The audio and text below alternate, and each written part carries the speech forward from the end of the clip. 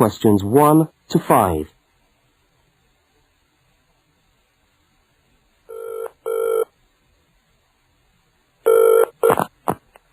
Good evening, City Police Station. Can I help you? Oh, hello. I'd like to report a stolen briefcase, please. Just a minute and I'll put you through.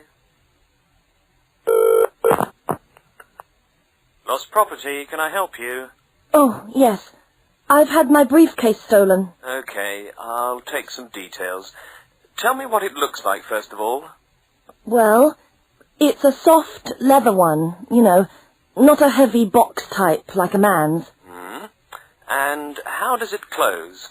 It's got buckles at the front, 2 of them.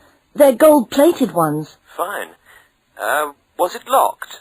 No, I'm afraid not. Never mind. Any distinguishing features? Pardon? Any marks or badges on it that make it stand out? Only the brand name. And where's that? It's on the back, at the bottom in the left-hand corner. It's saggy. Oh, and there's a scratch. It's quite bad, but small, directly above the brand name. I did it recently, putting it on my bike. I've got that. So, what did you have inside the briefcase? Well, all my papers from college. It's so frustrating, but thank goodness for computers. I haven't lost them completely. Yes, you're lucky. I had my wallet in my pocket, so I didn't lose that. But there were also my pens, which I got for my birthday, and a novel I was planning to read on the train. Right. Where exactly did you lose the briefcase? Well, I couldn't believe it. I was standing on the platform. It was right next to me. You were holding it? I'd just put it down on the floor, but I could almost feel it beside me. I was watching for my train because sometimes it comes early, and then next time I looked, my briefcase wasn't there. And what time was this? It must have been about 5:20. No, a bit later. I'd say 5:30 because it was just getting crowded and the train normally comes at about 25 to 6. Before they continue their conversation, look at questions 6 to 10. Their conversation, look at questions 6 to 10.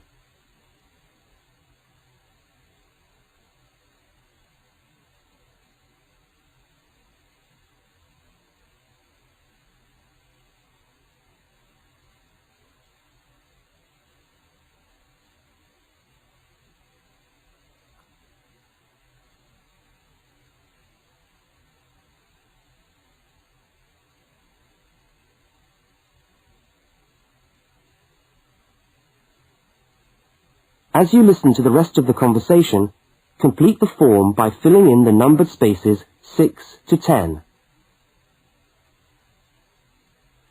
Right. If you'll just give me some personal details. Yes. What name is it? I'm Mary Prescott. Can you spell that? Yes, it's Prescott. And your address? Flat 2, 41 Fountain Road, Canterbury. Fountain Road. Yes, number 41. And have you got a contact telephone number?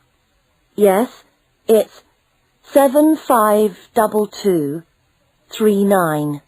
752239. Fine. One last question. What would you say the value of your briefcase is? Including the contents? Yes. Just a rough estimate is fine. Oh, I'm not sure. Well, the briefcase itself is quite new. I bought it last month for £40. I suppose about £65. The contents are worth about £20 or £25 at least. That's fine. Well, if you could come down to the station tomorrow, you can sign this form and have a look at what we've got here. Okay, thanks. Bye. Goodbye.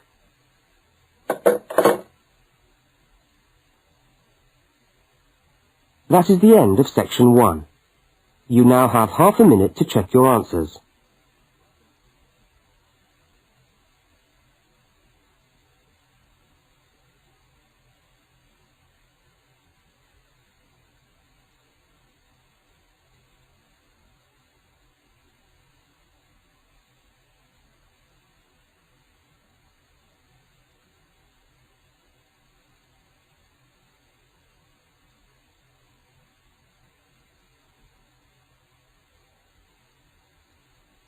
Now turn to section 2.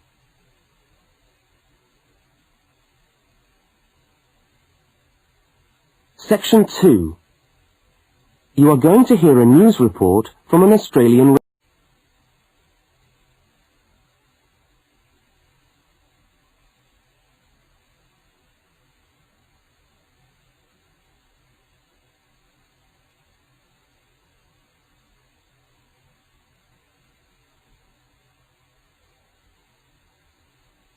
Now turn to section 2.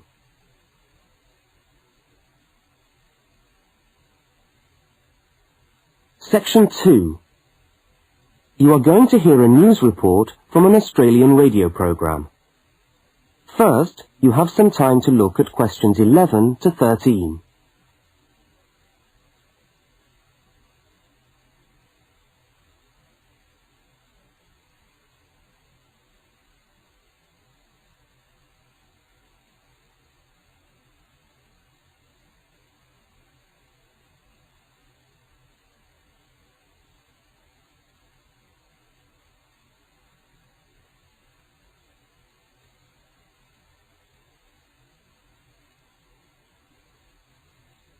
Now listen to the news headlines and tick the 3 other items which are mentioned.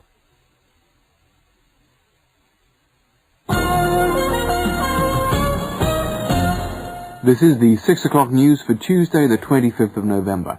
And first the headlines. The Prime Minister has promised to help the drought-stricken farmers in the northern part of the country who haven't seen rain for nearly 2 years. And in Sydney, a group of school children are successfully rescued from a plane which landed in the sea shortly after takeoff. Transport workers are on strike in Melbourne over a pay claim, and the strike looks set to spread to other states. And on a fashionable note, there's to be a new look for the staff of Qantas, Australia's national airline. Now you have some time to look at questions 14 to 21.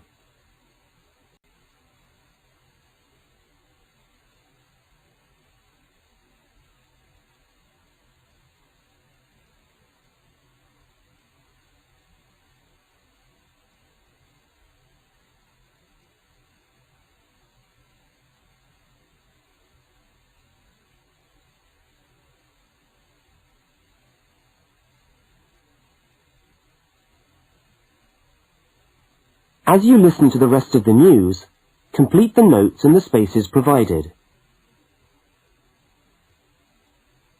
The Prime Minister has pledged today that he will make $250 million available to help the drought-stricken farmers who have not seen rain for years get through the next 5 years. Money that was to have been spent on the restructuring of Sydney's road system has been reallocated to what the Prime Minister described as a more worthy cause. Farmers are to receive financial assistance to help see them through the worst drought in over 50 years. Many farmers feel that while the money is welcome, it has come too late to save them and their farms from financial ruin, and are angry that the government did not act sooner. A group of school children who were travelling in a privately chartered aeroplane from Sydney to Queensland to take part in a musical concert found themselves swimming for the shore when their aeroplane had to land in the sea just 3 minutes after taking off from Sydney Airport. The pilot managed to bring the aircraft and its 50 passengers down safely in the calm waters of Botany Bay, where boats and pleasure craft were able to come to the rescue of the boys. The fact that it was a weekend meant that there were hundreds of boats in the bay enjoying the good weather, and this undoubtedly helped the rescue operation. "We owe our lives to the skill of the pilot," said one of the boys, but the pilot replied modestly that it was all part of a day's work. However, all their musical instruments were lost, and they never got to play at the concert. That is the end of section 2. You now have half a minute to check your answers.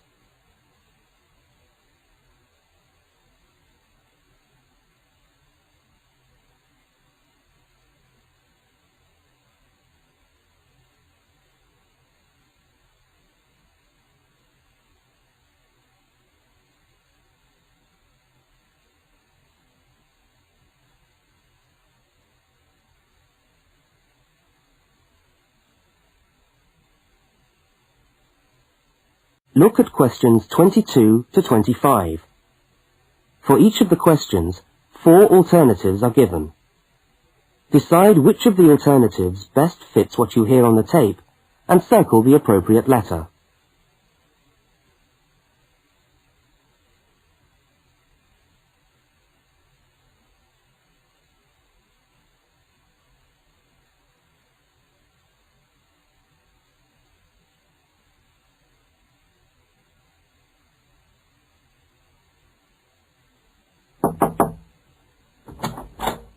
Hello.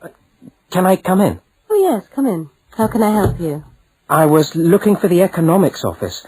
I've been all over the arts faculty building looking for it, but I could only find the School of Accounting and Economic History. Is this the right place? Yes, this is the School of Economics. Oh, good. I'm a new student, and I was wondering if someone could give me some information. Well, I might be able to help. I lecture on that program. What do you need to know? Oh, quite a few things, actually. Firstly, how many lectures a week do I have to attend? Ah, well, the Economics 1 course is a double unit. So there are 2 lectures a week and 1 tutorial. Oh. The lectures are scheduled for Tuesday and Thursday. What time? Let me see. You know, this information is all in the handout, which you should have received yesterday at the orientation meeting. Was there a meeting yesterday? I didn't know about that. No one mentioned... Yes, there was. But never mind. Now, lectures are at 4 in the afternoon. Oh, 4's a bit late. I've got a part-time job that starts at 4:30. Well, you can't be in 2 places at once, can you? And attendance at lectures is necessary. We expect at least 90% attendance at this university, you know. 90%? That's high. Do they enforce that rule? Yes, we do. We're pretty strict about it, actually. And what times have been set down for the tutorials? Do you have that information? That's a very well-attended course, so there's a number of tutorial times. Monday, Wednesday, and Friday, all at 9 o'clock. Yours will be allocated at the first lecture. Can't I choose the time? Maybe, maybe not. You'll have to talk to the lecturer on the course. Dr. Roberts is his name. Oh, okay. Now look at questions 26 to 31.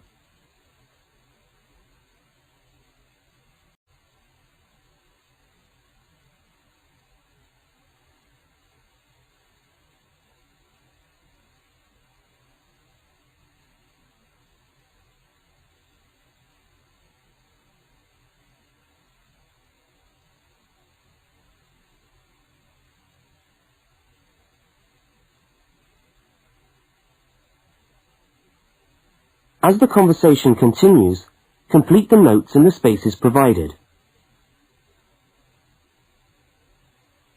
Anything else I can help you with while you're here? Well, yes, actually. Do you know what the course requirements are? I mean, how much work is expected for this course? Well, you have to complete a tutorial paper. What does that involve? Well, it's a piece of work on a given topic based on some set reading texts. You'll have to give a small talk to your tutorial group. Oh, how long does that have to be? Oh, about 25 minutes usually. I have to talk for 25 minutes? Yes, that's right. And then you have to write up your piece of work and give it to the lecturer to be marked. Right. And is that all? No. You also have to complete a 3,000-word essay on a topic. Can I choose the topic? Yes, usually you can. Right. That shouldn't be too bad. And in addition to that, there is an exam. An exam? What sort of exam? Well, it's an open book exam. Does that mean I can have the textbook with me during the exam? Yes, that's right.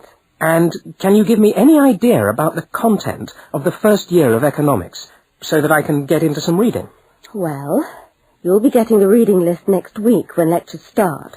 All the books are in the library. Yes, but won't everyone else take them out as soon as they get the reading list too? Well, yes, they might. But most of the important ones are held in closed reserve. That's a part of the library where you can go to read books, but you can't take them out of the building. What did you call that section of the library? Closed reserve. However, we do recommend that you buy the core books. You'll find them useful and you'll need them for the exam. Yes, I suppose I will. But what is the focus of the course? Well, the course at this university has a vocational focus. That is, a focus on preparing its graduates for work, so we're orientated very much towards employment. Oh, so my chances of getting a job are good. Well, provided you get good results. Well, look, thanks for your time. You've been really helpful. That's fine. See you next week, then.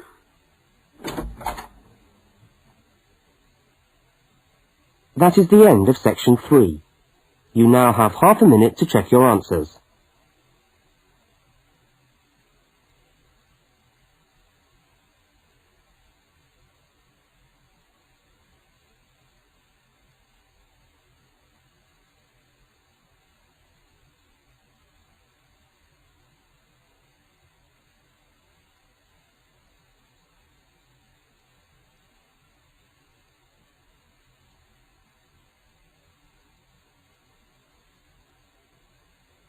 Now turn to section 4. Section 4. You will hear a talk given by a university lecturer about the structure of the university. First, look at questions 32.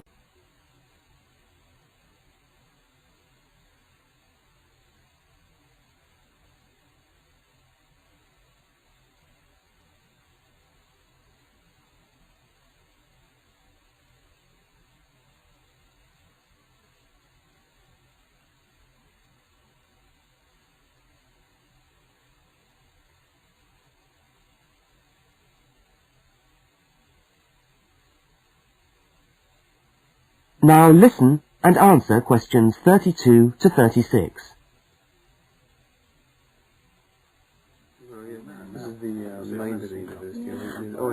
Good morning and welcome to the University of Westlands. My name is Marcia Mayhew and I'm the coordinator of the Bachelor of Social Science degree. This morning I'd like to tell you about the structure of the university and about some of the requirements of the degree that you're about to enter. The Bachelor of Social Science is in one faculty within the university. That is the faculty where I work, known as Arts and Social Sciences. Here on this campus we also have the faculties of Architecture, Law and Science and Technology, among others. It's important to know something about the structure of the faculty because as you go through your course, you may need to call on members of the staff to help you. At the top of the faculty, we have a dean, and below the dean, we have 3 divisions. Each division has a divisional head, and your degree is located in the Division of Social Sciences. Within each of the divisions, there are the departments, and each of these offers the different degrees. For instance, 2 of the departments which offer the major subjects for your award are sociology and psychology. Each has a departmental head, but for practical purposes, the people you are going to see the most of are myself as coordinator of the Social Sciences degree, and the actual lecturers who are teaching the subjects that you are taking. For instance, in the first semester, you'll be doing 4 subjects: psychology, sociology, history and economics. If you have any problems or difficulties, not that I'm anticipating you will, but you never know, then you should go and see your lecturers. For instance, you may find that you can't meet a deadline for an essay, or perhaps you're having problems with attendance. These seem to be the 2 most common problems that students face.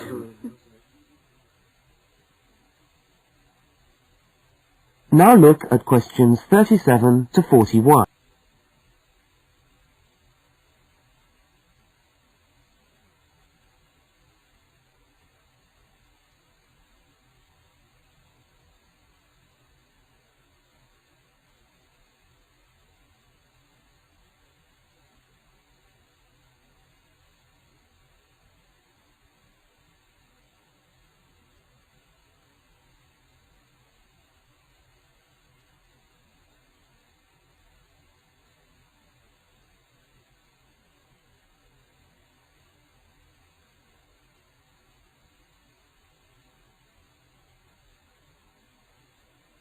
As you listen to the rest of the talk, Answer the questions 37 to 41.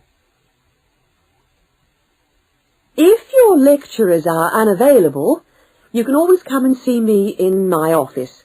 I'm available on Wednesday and Thursday mornings and on Friday afternoons. Outside these hours, perhaps you could ring the secretary and make an appointment. Now, you'll note that all of the subjects which you undertake in the first year are composed of lectures and tutorials. A lecture is about an hour long, and a tutorial usually runs for about 2 hours. A lecture is rather like what I'm doing now, where one person will talk to all of you together on a subject. Now, we do ask you to try to attend the lectures. A tutorial is perhaps where most of the learning occurs at a university. You will be divided into groups of between 12 and 15 students, and each week one of you will have to present a piece of work to the group as a whole, and then the group will discuss what you've said. It's this discussion, this exchange of ideas, which really constitutes the basis of university learning, in my view. Listening to lectures in many ways is just giving you information that you could access for yourself in the library. But the discussion at the tutorial is very important.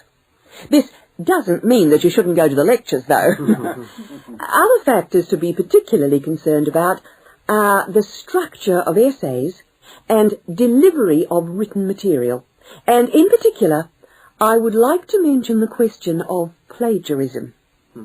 Plagiarism is taking other people's work without acknowledging it. That is, without saying where it comes from. Now, of course, all essays are based on research done by other people, but you must remember to attribute the work to the original writer. And while it's a good idea to work with other people, don't hand in work which is exactly the same as your friend's work, because we will notice. If you don't acknowledge the source of your information, then you run the risk of failing the subject, or in very serious cases, you might be denied entry to the university. Last but not least, stay in touch with us. If things are getting you down, don't go and hide. Come and talk to us about it. That's what we're here for. Right. Thank you very much for coming along today.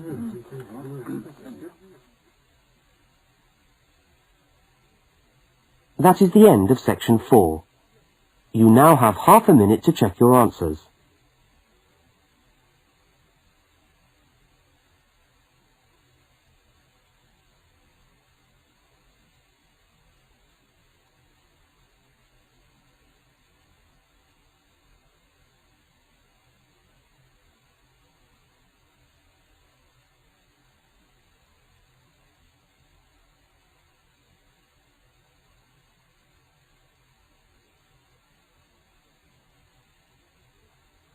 That is the end of the listening test.